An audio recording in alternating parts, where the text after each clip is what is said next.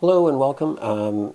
Today we're going to add in the rest of the pictures and we're going to talk about color. Okay, color is kind of funny in design, but it can be very powerful. So what we're going to do, let's add in the rest of the pictures first, but really the learning part will be the color. Let's see, I've got in my sketch, I've got the kind of a close-up picture, I got the people working picture, and I've got a fan of photographs which I've taken. So let's go and now what I'm going to do this time is that I'm actually going to draw a box first. So I'm just going to draw a box and I'm going to fill it. That box is in my is the grid, and that's about the size that I want for that picture. And that's how we used to do things. That's how you always had to do things before. But now I'm going to go place. Let's just go to place, and we're going to go get that picture. And I think it is just a close-up photo. So you'll notice that if I have replace selected item, it automatically goes into that picture there, and you'll see that it's quite large. So I'll click on the white arrow tool, and we're going to bring that down. There we go.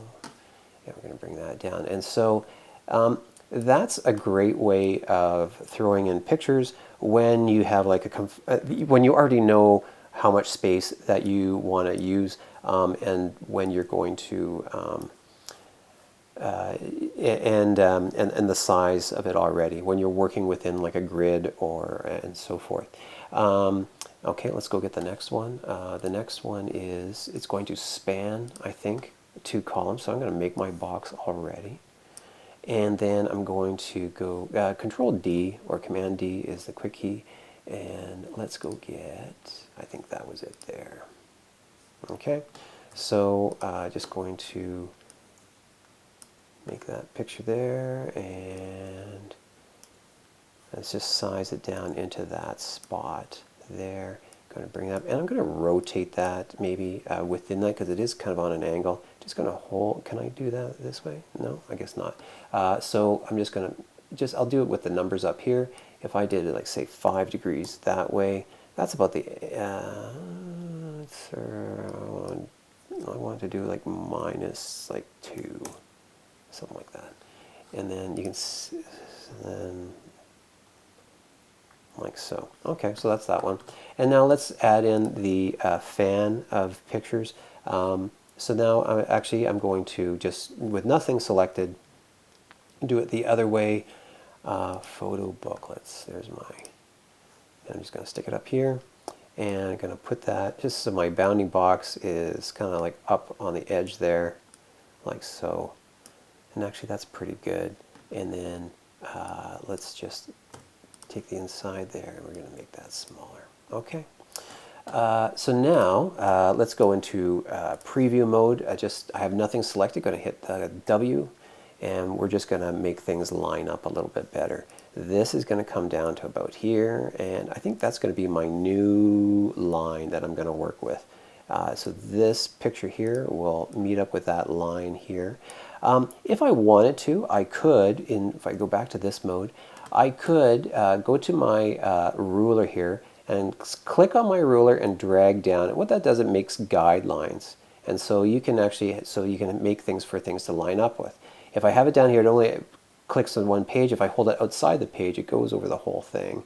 And I'll just do there. So now everything can snap to that guideline.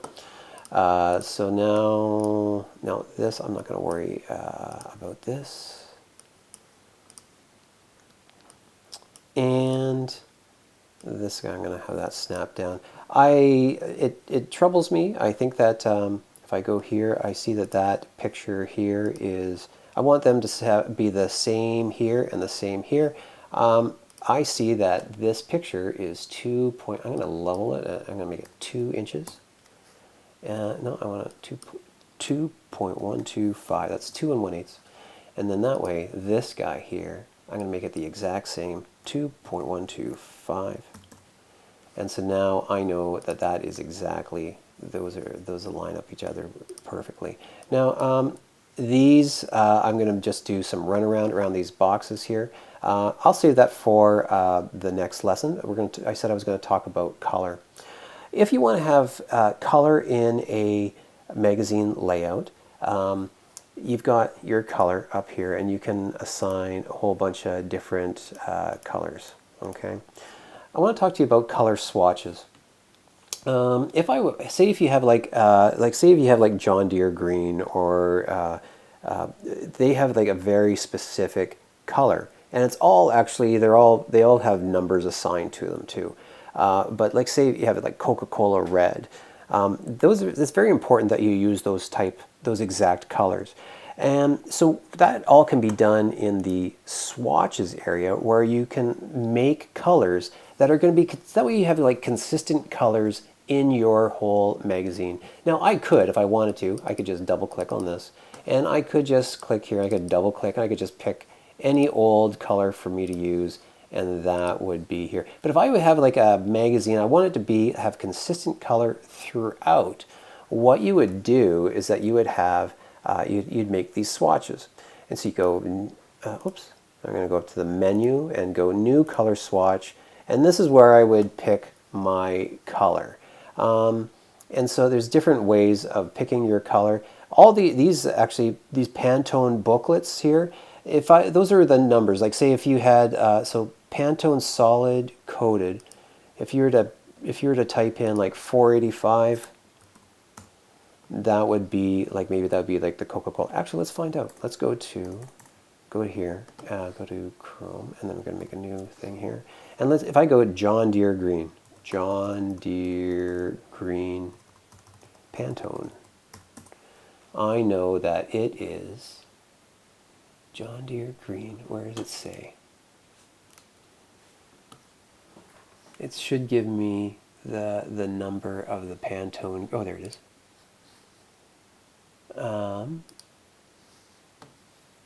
So Pantone 362. So I know that is John Deere green. Let's 362. I'm just writing that down. Let's go back to Coca-Cola red and Pantone. Look at that, Coke red, or has it got its own? What is the Pantone 484? Okay, so if I go back to my InDesign here, if I typed in 484, that's Coca-Cola red. Interesting. Okay, John Deere green. If I go to 362, that's John Deere green. Interesting. Let's use 484. Actually, I want to do maybe a little bit more of a burgundy. I'm gonna pick 484, and it shows up now in here. Let's do that for now. And actually, maybe I'm gonna make do 187. Pantone 187, which I know is a nice burgundy. Or 188. I'm gonna do 188 as well. Okay, so what you would do,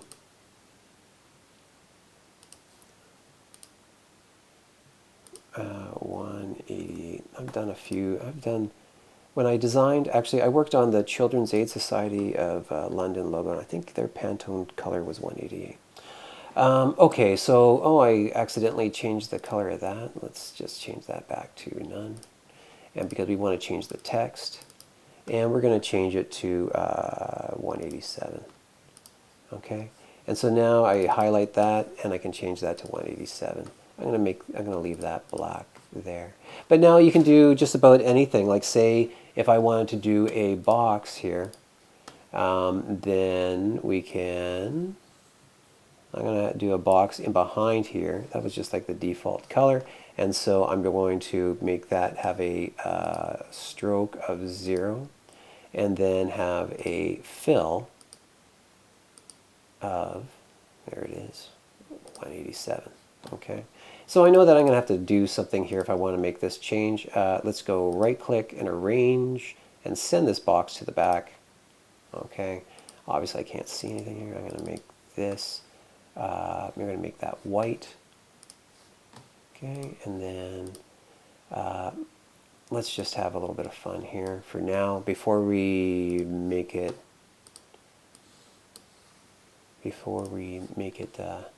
I could do something like that and just move that over, but I'm going to just cheat it. I realize that I'm breaking away from that a bit, but yeah, we'll see how that all works out. Or I could just do like an in-between if I wanted to have that as a 187, but then I tint it like half. So you're just so let's go by 40%. So now you see that. So it's all the same color. It's just different shades of that color, okay? And actually, you know what? I'm going to leave that like that. What happens if I just make that one black? No, we'll play with it a little bit longer. But that's how you work with color in InDesign. And the reason you can do things with color however you want, but if you're doing like say 100-page catalog, and then you had to use consistent colors throughout that whole catalog or magazine or whatever, then it makes a heck of a lot of sense to make your own swatches, and that way you can just draw on them. Okay? There you go. Good luck.